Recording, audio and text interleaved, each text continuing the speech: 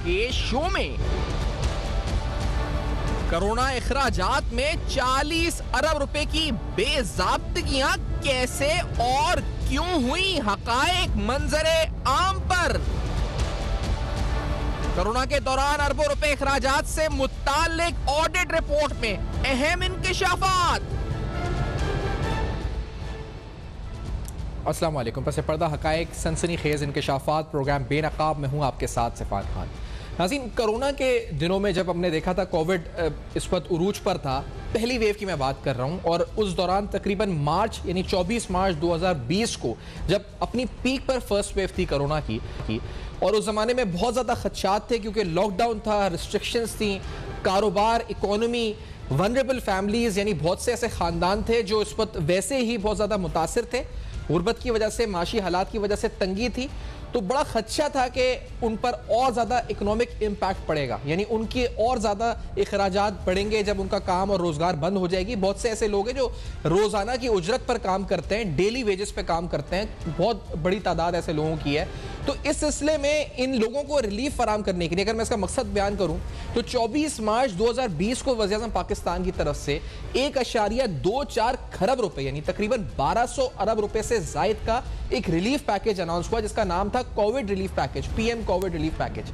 इस पैकेज के अंदर जिसका बेसिक मकसद यह था कि एक तो सपोर्ट फराम की जाए बिजनेस को, इकोनॉमी को, इसके साथ साथ जो वनरेबल फैमिलीज हैं यानी ऐसे खानदान हैं जो कि बहुत ज़्यादा मुतासर हो सकते थे कोरोना से या उन दिनों लॉकडाउन से, उनको सपोर्ट फराम की जाए। और फिर एक इंपॉर्टेंट बात यह थी कि जिस तरह मैंने कहा कि डेली वेजेस पे बहुत से लोग हैं, उनको सपोर्ट फराम दी जाए। और इसमें ना सिर्फ फाइनेंशियल रिलीफ की बात हो रही है बल्कि मेडिकल रिलीफ की बात भी हुई कि इनको मेडिकल रिलीफ भी, यानी मेडिकल रिलीफ से मुराद ये कि अस्पताल कायम किए जाए, वेंटिलेटर्स की खरीदारी, और ये तमाम अशिया इसमें शामिल थी क्योंकि उस वक्त एक खदशा था, एक डर था, एक खौफ था कि खुदा ना खास्ता ये पहली वेव अगर आई और इसका मुज़र असरात, इसकी जो असरात हैं इस वक्त इतने खतरनाक हुए कि वेंटिलेटर्स की शॉर्टेज हो जाए, अस्पतालों की शॉर्टेज हो जाए। तो इस वजह में हमने रब्ता किया, हमारे जो बायलैटरल भी थे यानी चीन से भी हमें पैसे मिले, हमें मुख्तलिफ मल्टीलैटरल एजेंसीज, ऑर्गेनाइजेशन से भी पैसे मिले।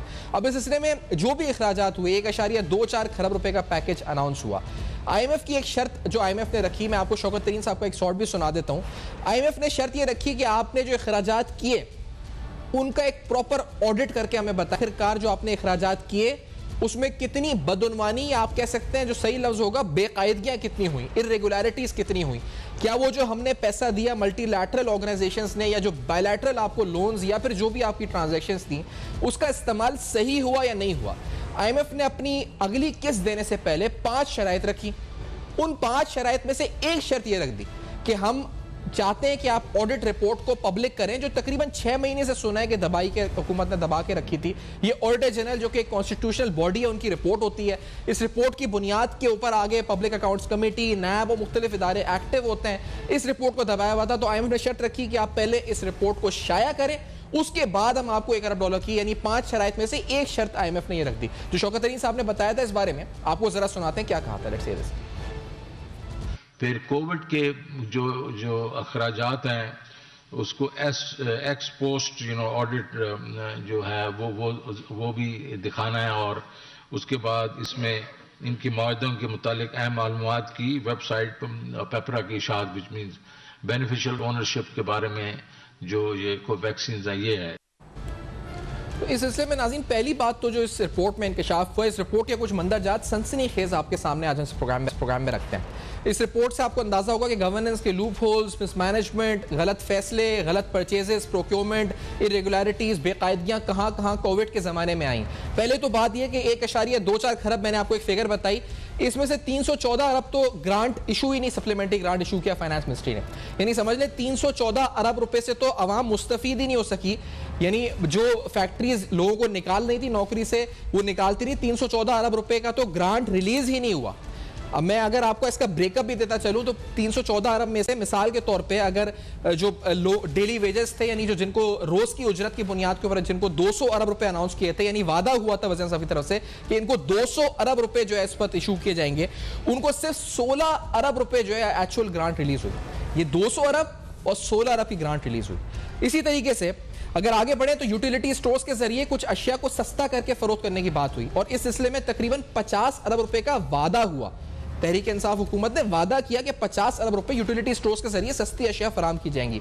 उस 50 अरब में से सिर्फ 10 अरब रुपए एक्चुअली रिलीज हुए। इसी तरह अगर उन फैमिलीज का जिनका मैं जिक्र कर रहा हूं, वनरेबल फैमिलीज, या मैं कह रहा हूं कि ऐसे खानदान जो कि ज्यादा मुतासर होने का जिन्हें खदशा था, उनको तकरीबन 150 अरब रुपए अनाउंस हुए और 145 अरब रुपए रिलीज हुए, यानी 5 अरब का फर्क यहां पर आया। और यही जो हाल था वो बिजली के बिलों का था, बिजली और गैस के बिलों का था।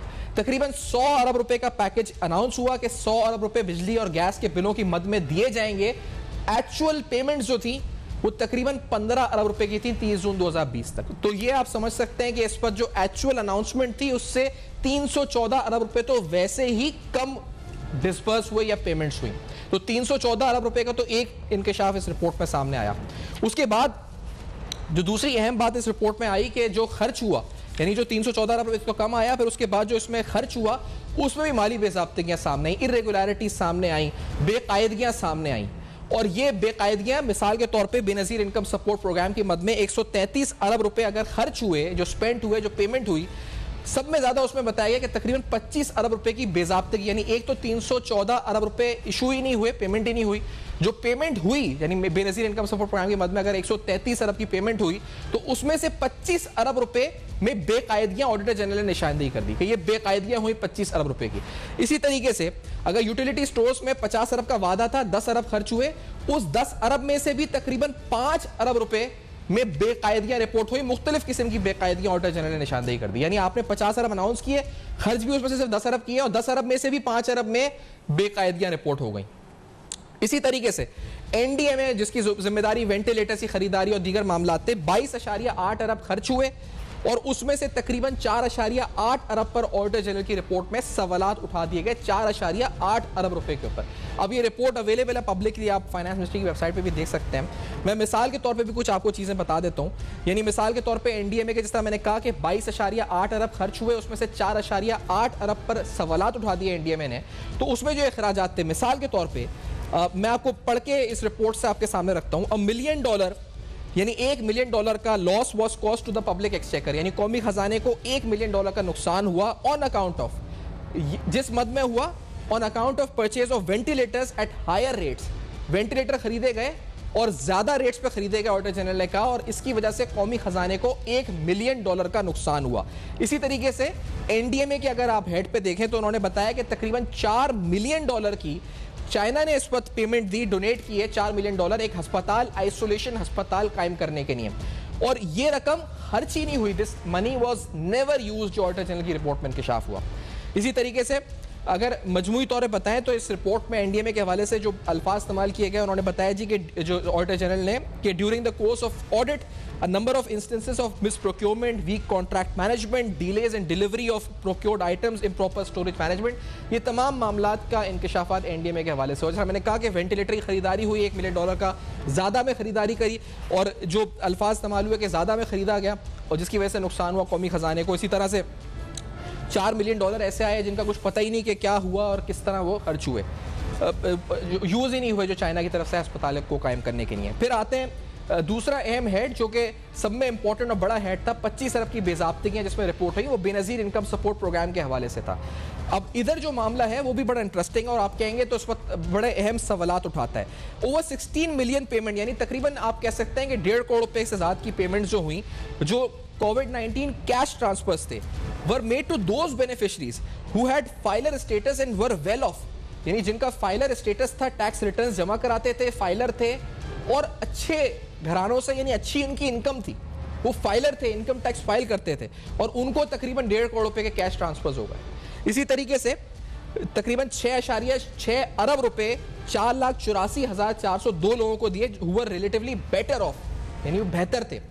और इसी तरीके से तकरीबन जो मजमूई तौर पर अनऑथेंटिक विड्रॉल्स ऑफ कोविड-19 कैश ट्रांसफर्स इस रिपोर्ट में जो इंकशाफ हुआ है, out of districts provinces to the tune of तकरीबन 12.8 बिलियन रुपीस। अगर बेनज़ीर इनकम सपोर्ट प्रोग्राम में, जैसा मैंने कहा कि तकरीबन 25 अरब रुपए की उन्होंने कहा जी की बेकायदियां हैं, तो उसमें बहुत सा पैसा ऐसे लोगों को चला गया जो डिजर्व नहीं करते थे, या तो जो ज़कात भी ले रहे थे उनको BISP का पैसा भी चला गया, या फिर वो लोग थे जिनको पैसा इस पर पेंशन की मद में उसमें कुछ इरेगुलरिटीज हुई।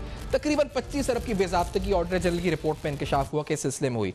मैं से पहले कि आपको मैंने NDMA का बताया है, BISP यानी बेनज़ीर इनकम सपोर्ट प्रोग्राम का बताया है, जो इससे पहले कि मैं यूटिलिटी स्टोर पर आऊं, मैं आपको बताता चलूं कि एक स्टेटमेंट के अंदर बेनज़ीर इनकम सपोर्ट प्रोग्राम ने इस रिपोर्ट के अंदर होने वाले इंकशाफ पर अपनी स्टेटमेंट और क्लैरिफिकेशन इशू की है।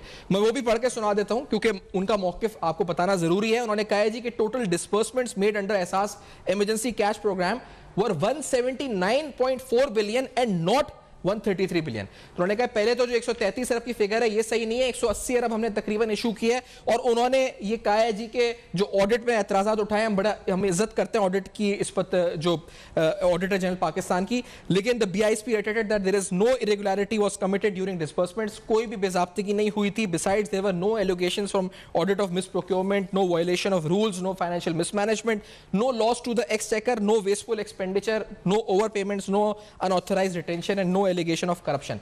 तो BISP ने इन तमाम चीजों को कहा है जी कि ये बेबुनियाद है, ऐसा नहीं हुआ है, मिसमैनेजमेंट नहीं हुई है। लेकिन तकरीबन जो ऑडिटर जनरल की रिपोर्ट में 25 अरब की BISP की मद में जो पेमेंट्स हुई हैं उस पर सवालात उठा दिए गए।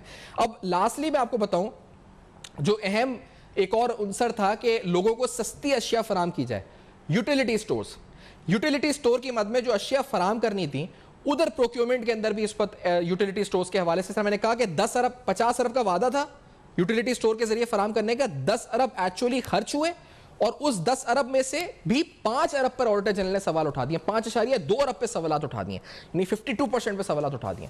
सवालात किस तरह के, किस नेचर के, ये मैं आपको बताता हूं। जैसे मिसाल के तौर पे इसमें कहा गया कि तकरीबन 10 करोड़ रुपए यानी 100 मिलियन रुपए की शुगर खरीदी गई, चीनी खरीदी गई at higher rates and the prevailing market wholesale rates. चीनी जो खरीदी गई होलसेल रेट पे जो मार्केट में चल रहे थे उससे ज्यादा ही खरीदी गई, तकरीबन 10 करोड़ रुपए का नुकसान इससे कौमी खजाने को हुआ। इसी तरीके से there was a case of irregular procurement of atta from flour mills worth 95 million, तकरीबन 9.5 करोड़ रुपए का जो आटा खरीदा गया उसमें इरेगुलर प्रोक्योरमेंट थी, बेज़ाब्तगी की इस वक्त निशानदेही की गई। और इस तरह के मामला यूटिलिटी स्टोर्स के हवाले से सामने इस रिपोर्ट में आए। ये बड़ी अहम सनसनीखेज रिपोर्ट है। इस रिपोर्ट में जो होने वाले इंकशाफात हैं बड़े इंपॉर्टेंट है, बड़े अहम सवालात उठते हैं इस रिपोर्ट से। मैंने आपको BISP का मौक़िफ़ भी बताया, मैं कुछ सवालात ये जरूर आएंगे, ऑडिटर जनरल जो साबिक रह चुके हैं उनसे भी समझेंगे आगे इस पर होगा क्या, कौमी असेंबली से भी हम मौक़िफ़ लेंगे कि जो इस पर स्टैंडिंग कमिटीज़ हैं वो क्या करेंगी इसके ऊपर। लेकिन ये जरूर सवाल उठाएंगे कि ये ऑडिट इस पर पहुंचा किस तरह, इसका होगा आगे क्या, ऑडिटर जनरल ने जो कंक्लूजन्स किए हैं ये कितने ठोस हम इन्हें कह सकते हैं कि ठोस है या नहीं है, और इस पर जो एतराज़ात उठ रहे हैं गवर्नमेंट की तरफ से उनका जवाब भी हम लेंगे। लेकिन after this very short break बेनकाब में वापस आते हैं, नाज़रीन हमारे साथ रहिए।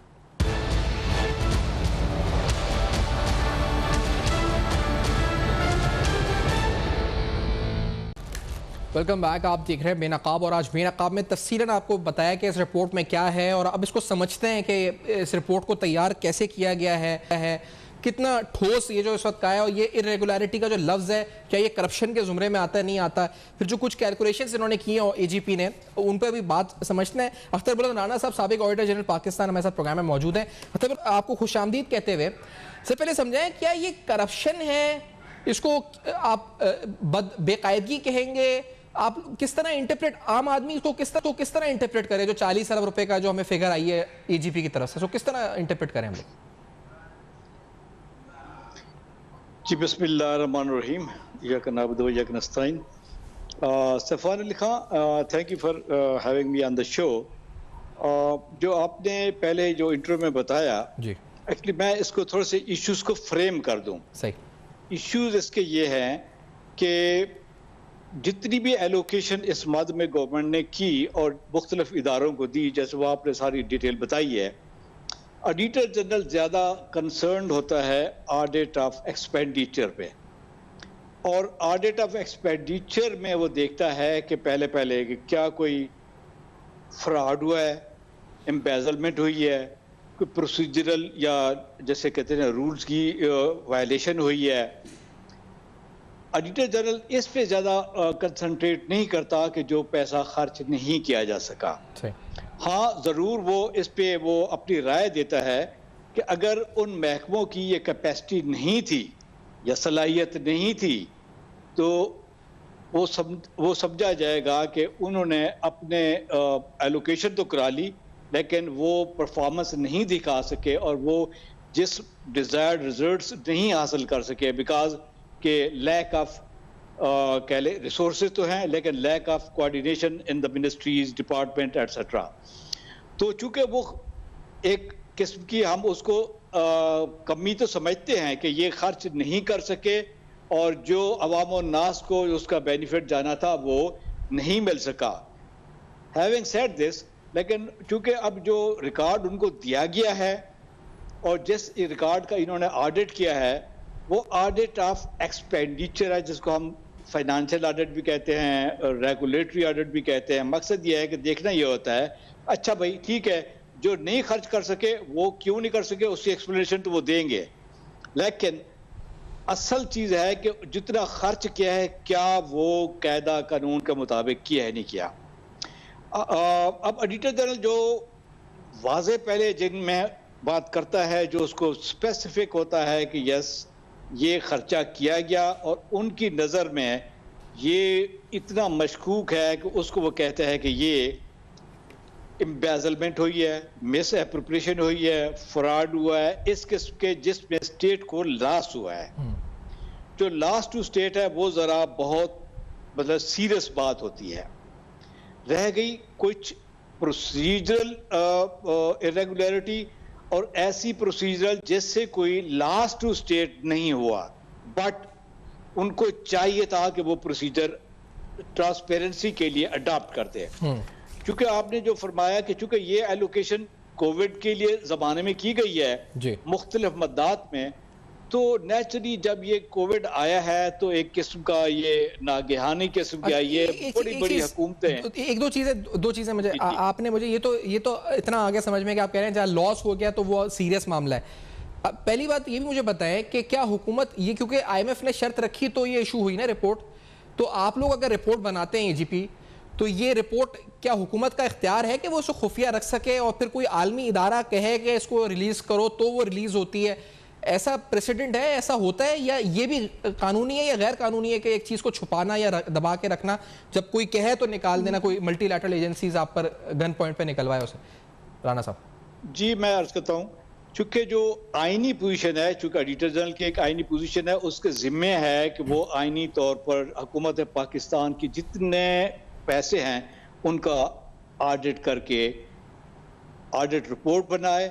उसके बहुत सारे लवाजमात हैं, प्रोसीजर्स हैं, लेकिन जब ऑडिट रिपोर्ट एक फाइनल इंस्ट्रूमेंट है, डॉक्यूमेंट है जिसको ऑडिटर जनरल हिमसेल्फ साइन करके आईन ये कहता है कि वो प्रेसिडेंट को भिजवाएगा, क्योंकि he is under no body, उसकी अपॉइंटिंग अथॉरिटी प्रेसिडेंट है, प्रेसिडेंट को भिजवाएगा। उसमें लिखा हुआ है for laying before the parliament, कि वो प्रेसिडेंट जो है फिर आगे पार्लियामेंट को भिजवाएगा कि फिर उसकी सिलेक्ट कमेटीज को जाती है, जैसे अकाउंट्स की जो सिलेक्ट कमेटी है जिसको आप पब्लिक अकाउंट्स कमेटी कहते हैं। इसमें खुफिया तो नहीं रखा जा सकता क्योंकि ऑडिट जब हो गया और प्रेसिडेंट को उसने भिजवा दिया तो इट्स अ पब्लिक डॉक्यूमेंट, और जब नेशनल असेंबली को ले हो गया या पार्लियामेंट को भिजवा दिया गया तब भी ये पब्लिक डॉक्यूमेंट है।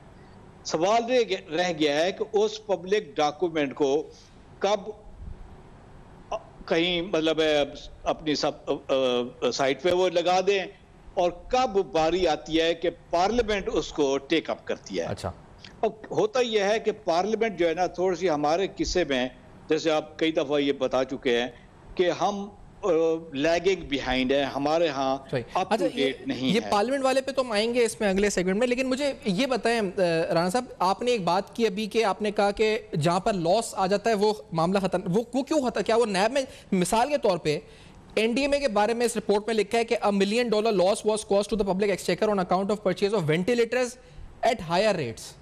तो ये वेंटिलेटर खरीदारी जो हुई वो ज्यादा रेट्स पर हुई, लॉस हुआ, इसमें लिखा है loss to public exchequer.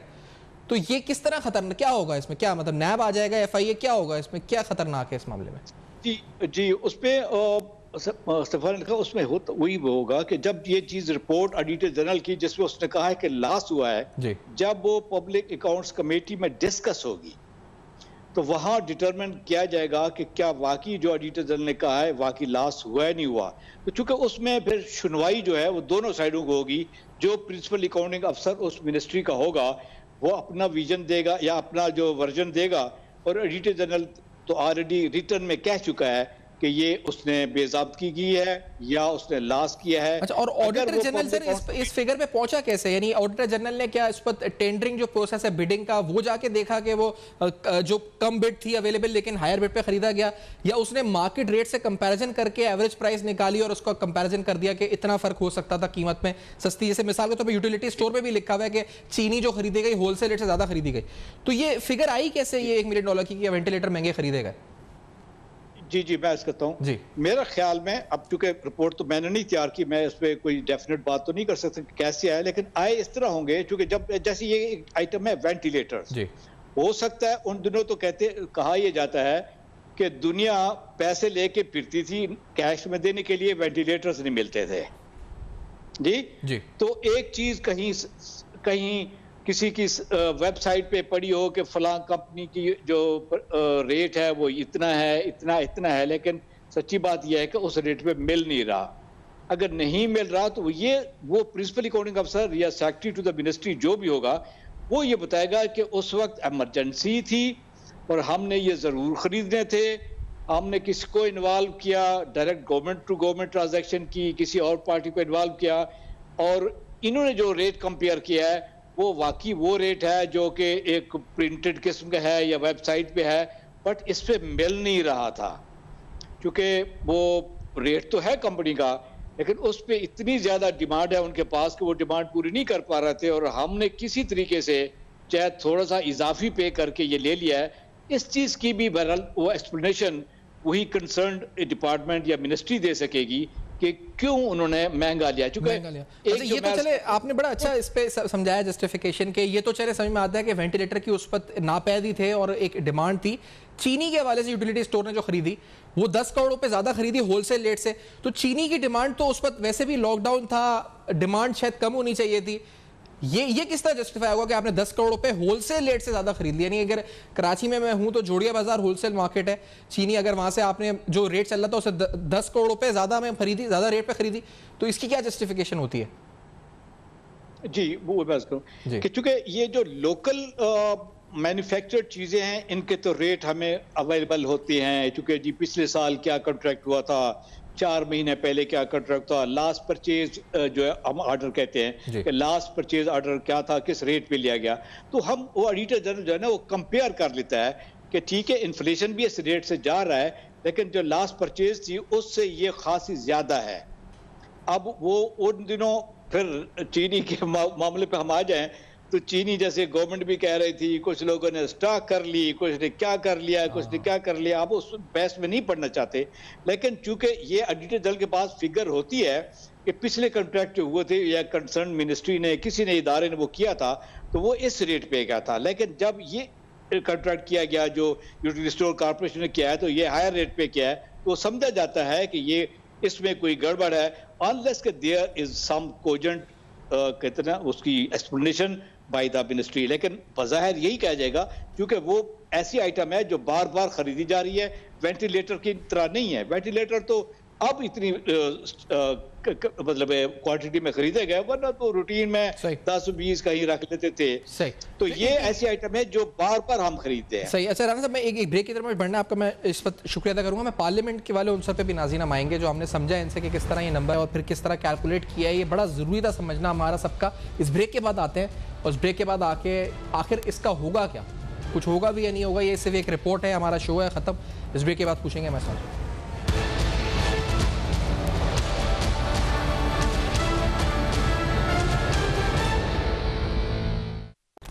Welcome back, आप देख रहे हैं बेनकाब, और आज बेनकाब में तफसीलन नाज़रीन बड़े अहम सवालात एतराज़ात जो ऑडिटर जनरल ने उठाए हैं, जो कोविड रिलेटेड पैकेज था प्राइम मिनिस्टर ऑफ पाकिस्तान का 1.24 खरब रुपए का, वो बड़े अहम सवालात हैं। आगे इस पर होगा क्या, अक्सर लोग सवाल पूछते हैं होगा क्या इसके ऊपर, अब आके कंक्लूजन क्या होगा इसका। अभी आपने समझा तो कि किस तरह फिगर आई। कैसर अहमद शेख साहब जो कि मेंबर है स्टैंडिंग कमेटी ऑन फाइनेंस के हमारे साथ प्रोग्राम मौजूद है। कैसर साहब, ऐसी बेपनाह आई आने के बाद वो रिपोर्ट्स आती हैं, मीडिया तक ज़ीनत बनती हैं और बहुत बड़े बड़े अमाउंट्स, उससे ज़्यादा बड़े अमाउंट्स की आती हैं कि रेगुलरिटीज़ हुई हैं। कंक्लूजन क्या होगा इस रिपोर्ट का? क्या आपकी पब्लिक अकाउंट्स कमेटी इसको उठाएगी, आपकी फाइनेंस कमेटी उठाएगी, कोई आगे लेके जाएगा इसको? किस तरह से कंक्लूड होगा ये? हाँ जी जी शेख साहब। ये बड़े जो आगे ये इतने बड़े अमाउंट हैं और ये पब्लिक अकाउंट कमेटी में बात आती है और ये देखिए ना कि कोई वो प्रूव कर नहीं सकते कि ये जो कुछ हुआ है, इतना ह्यूज अमाउंट दिए गए हैं और उसको ये अभी तक तो कोई इसको क्लैरिफाई नहीं कर रहे कि वो किधर अमाउंट किस तरह हुआ। जो ऑडिट ऑब्जेक्शन उठाए गए उसका सेटिस्फैक्टरी रिप्लाई नहीं आ रहा। तो पहले पब्लिक अकाउंट कमेटी में आपने पूछा है, आपकी स्टैंडिंग कमेटी ने पूछा है, किससे पूछा है कि जवाब नहीं आ रहा? नहीं, मैं पब्लिक अकाउंट कमेटी का नहीं, पब्लिक अकाउंट फाइनेंस कमेटी का बोलना। फाइनेंस कमेटी उठाएगी इस मामले को, ये क्योंकि इसमें बहुत से ऐसे मामलात हैं जो एनडीए में बीआईएसपी के मामलात हैं, बीआईएसपी में पेमेंट्स हुई हैं लेकिन वो पेमेंट्स में बहुत इरेगुलरिटीज हैं, तो ये मामलात आपकी उठाएगी कमेटी? जरूर उठाएगी। हम ये तो बहुत अहम, इतने ह्यूज यानी इरेगुलरिटीज हैं, उसका पता ही नहीं चला। एडिटर जनरल ने तो पॉइंट आउट किया है, तो अब क्यों नहीं हम लाजमी तौर पे उठाएंगे। लेकिन मैं आपको बताऊं कि इससे पहले भी हम उठाते रहे, कोई फिर जवाब नहीं दिया जाता और कोई उसका जिम्मेदारी नहीं लेता। ये तो चाहिए ना। अव्वल तो पब्लिक अकाउंट कमेटी में तो बहुत साल पुराने केसेस उठाए जाते हैं, आज से 10 या साल 15 साल पुराने, जबकि वो जितने लोग होते हैं ना, वो लोग ही या तो अपने ओहदे से हट चुके होते हैं या फिर वो इस दुनिया में ही नहीं होते जिनके बारे में ये 15 साल और 10 साल पुरानी तहकीकात होती हैं। ये जो अभी लेटेस्ट आया है और IMF ने भी इस पे पूरा ये इंक्वायरी की है कि हमें बताएं कि ये किधर किस तरह खर्च हुआ। और ये तो ये भी कहा जा रहा है ना कि कोई जो फूड आइटम्स खरीदेंगे वो हाइजेनिक भी नहीं थे। तो इस किस्म की रिपोर्ट्स आ रही हैं। तो ये तो हुकूमत का फर्ज है ना जी।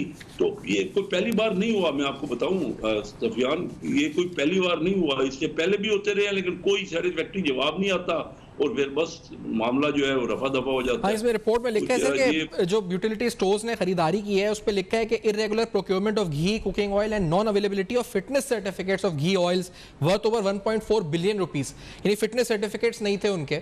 चीनी 10 करोड़ रुपए खरीदी गई है, वो होलसेल रेट से ज्यादा की खरीदी गई है। आटे की 95 मिलियन की खरीदारी पर उन्होंने कहा जी इरेगुलर प्रोक्योरमेंट हुई है। तो ये सब कुछ है, लेकिन क्या इस पर मतलब आप जिस तरह आप तो मुझे उम्मीद नहीं लग रहा कि आपको कोई उम्मीद है कि इस पर कुछ होगा, क्योंकि आप कह रहे हैं हम बुलाते भी हैं, सवाल उठाते हैं, कुछ होता नहीं है। तो ये भी ऐसी होगा, कुछ भी नहीं होगा इसका मतलब शेख साहब? सफियान, ये पहली बार नहीं है, हर साल ऑडिटर जनरल एक ह्यूज अमाउंट, बहुत बड़े अमाउंट, कोई ऐसे छोटे मोटे अमाउंट नहीं, कोई 1-2 अरब की बातें नहीं होगी, सैकड़ों अरबों रुपए की बातें वो उठाते हैं कि रेगुलेटरी हैं। और ये ऑडिटर जनरल जो अकाउंट्स वाले हैं वो पॉइंट आउट करते हैं, लेकिन वो फिर कमेटियों में भी बात होती है। तो इसका मुश्किल ही ये हमारे मुल्कों में हो क्या रहा है। देखिए ना, ये अंडर डेवलप्ड कंट्रीज का, पर्टिकुलर पाकिस्तान में ये हालात हैं कि, और ये तो आई थी हुकूमत के भाई करप्शन का खात्मा करना है और रेगुलेटरीज करनी है, तो इनको तो सबसे ज्यादा साफ चली, शफाफ चली, तारीख इंसाफ चली थी ना। तो कोई आप बताइए, कोई रिप्लाई नहीं आएगा। ये लेकिन शेख साहब मुझे ये बताएं, आप जिस पब्लिक अकाउंट कमेटी का प्रोसीजर आप बता रहे थे, आप खुद नहीं मेंबर, लेकिन मुझे बताएं उसके चेयरमैनशिप बनने के लिए भी तो अपोजिशन में लड़ाइयां होती हैं कि हम बनेंगे, वो बनेगा, ये बनेगा। तो उसका हासिल क्या है? ऐसी कमेटी को तो खत्म कर देना चाहिए जो 15 साल 20 साल पुराने मुर्दा लोगों के केसेस उठा के डिस्कस कर रही है और जो अभी हुआ है उसको डिस्कस ही नहीं कर रही। तो ये अपोजिशन भी तो फिर ये सब इस सिस्टम का हिस्सा ही हो गई ना, ये जो हो रहा है। अवाम किससे पूछे फिर जाके शेख साहब? ये आप दुरुस्त कहते सफियान, ये जो हमारे इदारे बने हुए हैं ना, मैंने तो कई बार असेंबली में ये बात जो आप आज कर रहे हैं उठाई है कि जो भी कमेटियां हैं वो सिर्फ रिकमेंडेटरी बॉडी हैं। हमने फाइनेंस कमेटी में कई बार 21 के 21 मेंबरों ने, यानी तमाम पार्टियों के जो नुमाइंदे थे, उन्होंने यूनानी मसली कई चीज़ें जो है वो रिजॉल्व की हैं या रेजोल्यूशंस की हैं, लेकिन वो सिर्फ रिकमेंडरी है। वो कहते हैं जी इस पर ये कोई ऐसा नहीं है। तो आप मुझे बताइए कि हमने अपने इदारों को बना क्या लिया है? यानी सारी पार्टियों के, एक तो पहले हर मेंबर 8 लाख बंदे पे से इलेक्ट होके आ रहा है, 8 लाख नफूस पे। तो उसके बाद उन तमाम कमेटियों में जो 21 मेंबर होते हैं वो सारी पार्टियों के होते हैं। तो जब एक चीजें ऐसी भी कई मिसालें हैं जब यूनानिमसली फैसला हुई है भी कि वहाँ इख्तलाफ हो रहा है, वो हो रहा है, लेकिन उसमें भी कोई ब्यूरोक्रेट जवाब नहीं देता, FBI नहीं जवाब देता। ये जो ऑडिटर्स ने उठाए हैं इतने रेलेवेंट पॉइंट हैं। अब देखो ना कि अगर कोई हाइजीनिक चीजें नहीं खरीदी गई या उसमें इरेगुलरिटीज है, तो ये IMF भी यही चीजें कह रहे हैं ना कि पेमेंट पाकिस्तान को जो पैसे दिए जाते हैं उसका अगर हम सेटिस्फैक्टरी बताएंगे नहीं या उन इदारों को मुतमईन नहीं करेंगे तो आइंदा से क्या पाकिस्तान के ऊपर एतबार होगा। और बड़ी number of governments you are right कि इसका कोई फायदा नहीं है। जो कुछ भी खर्चे होते हैं, मैं आपको बड़े क्लियरली बताऊं कि ये कमेटियों में जो स्टैंडिंग कमेटी है उसमें डिबेट होती है, डिस्कशन के लिए रह गए हैं, डिबेटिंग क्लब हो गया है। इवन पार्लियामेंट भी जो है, पार्लियामेंट नेशनल असेंबली भी और सेनेट भी, इनमें कोई एक चीज आप बताइए, बजट जो है फर्ज कीजिए आता है आपका और बजट पास करना होता है नेशनल असेंबली में, लेकिन कोई किसी की राय तो मानी नहीं जाती, वहां तो सिर्फ एक बातचीत होती है। इसी तरह ये कमेटियों में होता है जैसे आप कह रहे। तो हमें कोई अपने सिस्टम को देखना पड़ेगा। ये जमहूरियत ने कोई रिजल्ट दिया नहीं है या कोई शफाफियत नहीं आई या कोई इसमें अकाउंटेबिलिटी नहीं हुई किसी की आज तक। ना किसी को सजा होती है, बहुत कम होता है, रेयर होता है किसी को सजा हो, या वो अपने ओहदे से हट जाएं या उनको बहुत ज्यादा ट्रांसफर हो जाता है। बस यही होता है ब्यूरोक्रेसी में। तो मतलब नाज़रीन को भी और हमें भी वो ज्यादा हमें उम्मीद नहीं रखनी चाहिए कि इस रिपोर्ट पे कुछ हुआ है तो इस रिपोर्ट के बाद कुछ एक्शन होगा, कुछ होगा। नैब का हमें पता है कारकर्दगी क्या है, वो भी अगर उठाएगी तो वो भी एक प्रेस रिलीज आ जाएगी कि हमने एक्शन ले, इंक्वायरी शुरू कर दिया, ये कर दिया, आगे क्या हुआ है उसके बारे में हमें पता नहीं चलेगा। तो शेख साहब IMF क्या करेगा फिर? आप कह रहे थे अभी IMF के साथ जो हमारे क्रेडिबिलिटी इशूज हैं, ट्रस्ट इशूज हैं, हाँ वो बताएगा कि हमने $1.4 दिए, आपने खर्च किस तरह किए। चीन क्या कहेगा? चीन, इसमें लिखा है रिपोर्ट में कि चीन ने $4 मिलियन दिए अस्पताल कायम करने के लिए, वो पैसा यूज ही नहीं हुआ। और वेंटिलेटर्स जो हमने खरीदे वो हायर कॉस्ट पे खरीदे, जो वेंडर्स थे उनसे ज्यादा कॉस्ट पे खरीदे। तो ये जो हमारे बायलैटरल और मल्टीलैटरल पार्टनर्स हैं वो कुछ बोलेंगे या वो भी इस पर वो खामोश होकर क्रेडिबिलिटी पे हमारे कितना डेंट पड़ेगा इससे, आपको लगता है? देखिए ना, वो समझ रहे हैं कि भाई हमारे निज़ाम में शफाफियत नहीं है। और तो और सफियान ये बताओ कि जो नैब ने ये कहा कि मैंने 850 अरब रुपए पिछले कितने सालों में वसूल किए हैं, उसका पता नहीं है वो गई कि इधर पेमेंट और कहाँ कितना जमा हुआ। अब वो उसकी डिटेल ही नहीं दे रहे। ये कमेटियों में उनसे पूछा गया, नैब से, जो इदारा है जिसने चेक करना है, नैब ने अपनी जो रकमें वसूल की हैं इतने सालों में लोगों से, जो करप्शन वाली रकमें, और वो कहते हैं, और उन्होंने ऑन रिकॉर्ड कहा है कि हमने इतने पैसे वसूल किए, वो पता नहीं है वो उसमें से कितना पैसा एग्जैक्ट अकाउंट्स कोई बता ही नहीं रहे। फाइनेंस कमेटी में वो भी पूछा गया तो कोई अभी तक उसकी प्रॉपर इंफॉर्मेशन हमारे पास नहीं आई कि वो रकम गई किधर और किस हेड में वो जमा हुई। तो ये चीजें हमने और अपने मामलात को बेहतर करना, नहीं तो ये तो ज़ाया हो रहा है और नुकसान हो रहा है। और किसी भी दुनिया के बाकी आप जो कह रहे हैं बायलैटरल और मल्टीलैटरल जो इदारे, वो तो हमें कर्ज देते हैं, बहुत ज्यादा कर्ज हो गया है, 85% हमारी कौमी आमदनी का कर्ज हो गया है। और हमने अभी जो रेवेन्यू होता है उसका 80% हम पे करते हैं, जो सूद की मद में पे करते हैं। उनको भी फिक्र कोई नहीं है ना, वो तो बस अपनी कंडीशन देते हैं। ज्यादातर तो अखराजात जो होते हैं ना, फिर उन्हीं के एक्सपर्टीज, उन्हीं के कंसल्टेंट्स, और उन पे भी बहुत खर्च होता है। तो ये सारे निज़ाम में बेहतरी की जरूरत है और सबको मिल के ही करें, क्योंकि हमने सिस्टम के, बताइए ना इससे ज्यादा क्या हो सकता है कि ये अकाउंटेबिलिटी के नाम पे हुकूमत बनी है। अभी तक आप बताइए कोई 3.5 साल हो गए, कितने कोई फैक्ट्स रिवील हुए। और आप सही कह रहे हैं, पब्लिक अकाउंट कमेटी सारे, इनसे कहा गया कि अभी रिसेंट सर एक और चीज मैं आपसे पूछना चाहूंगा कैसा शेख साहब कि आप ये जो रिपोर्ट है ये IMF की शर्त थी तो ये पब्लिक हुई, तो आपकी असेंबली, आपकी कमेटीज ये नहीं रिलीज करवा सकती थी क्या? इनका इख्तियार नहीं था या ये भूल गए थे, इन्हें भी याद नहीं था कि हम करा सकते हैं? ये पब्लिक रिलीज कराने के लिए इसको खुफिया रखना भी क्या आईनी और कानूनी है कि एक चीज आए और उसको आप दबा लें, उसको छुपा लें, 6 महीने तक छुपा के रखें, IMF कहे तो फिर आप निकालें? अब दुरुस्त कह रहे हैं, लेकिन ना कोई सिस्टम, मैंने तो आपसे कहा कि इतने अरसे से ये कोई हर साल, ये कोई पहला साल नहीं है कि ऑडिटर्स ने कोई ऑब्जेक्शन किए।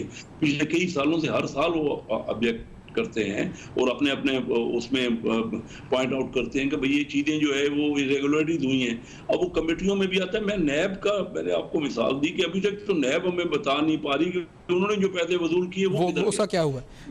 बड़े अहम सवालात हैं शेख साहब। ये आप सही कह रहे हैं, मैं आप जो सवालात उठा रहे हैं, क्योंकि लेकिन सवाल ये है कि जब आप भी उम्मीद नहीं रख रहे तो फिर आम आदमी क्या उम्मीद रखे। मैं शुक्रिया अदा करता हूँ आपने प्रोग्राम में ज्वाइन किया। आफ्टर दिस ब्रेक हम सिर्फ कंक्लूजन करने आएंगे, इस सारी गुफ्तगू को समेटेंगे, आपके सामने रखेंगे। साथ रहिएगा।